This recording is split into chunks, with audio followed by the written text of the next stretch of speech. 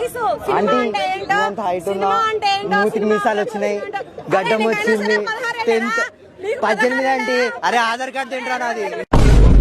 Data తీసుకున్నాడు కానీ ఎవరి దగ్గర అమ్మేసిండా? అమ్మకుండానే దీవిలో